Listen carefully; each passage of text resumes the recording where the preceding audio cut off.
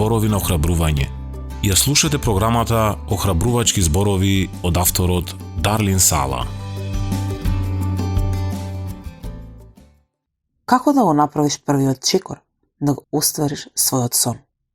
Како дете во својата родна Финска, Маријана секогаш сакаше да биде мисионер во Африка.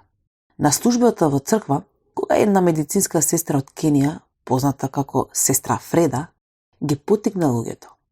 Дојдете во Африка. Срцето на Маријана беше силно. Одам. Таа беше меѓу првите кои се пријавија за следното патување. Штом пристигна во Кенија, групата на Маријана беше однесена во една мала заедница која се собра во една метална колиба.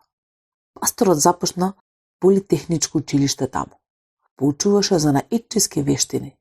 Иако имаше 2 машини за шиење за 200 луѓе кои сакаа да научат да шијат, пастор Шадрак правеше толку многу со толку малку. Маријана се праша: што правам јас со ресурсите што ги имам? Ништо. Кога се врати дома, Маријана беше решена да се врати во Кенија, овој пат со другите 5 исплашени членови од незината мала женска група. Кога го праша пастор Шадрак како да се подготви за патувањето, тој предложи: зошто не донесеш медицински тим и не направиш клиника? И што велиш за женска конференција? Групата на Маријана немаше апсолутно никакво медицинско искуство и немаше јавни говорници. Но кога дојде времето, повеќе од 3000 луѓе беа прегледани за 2 дена во клиниката. Им го покажа филмот за Исус на луѓето кои чекаа да бидат прегледани и повеќе од 100 луѓе го прифатија Христос.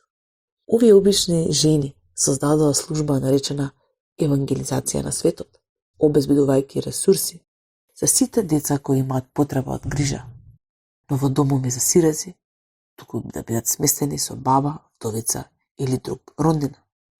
Светиот Дух и кажа на една група во раната новозаветна црква: одзвите ми и Варнава и Савле за дело, за кое ги повикав. Зашто те повикал Бог? Слушај си го срцето и потоа направи го првиот чекор, за да видиш отстварување на тој сон.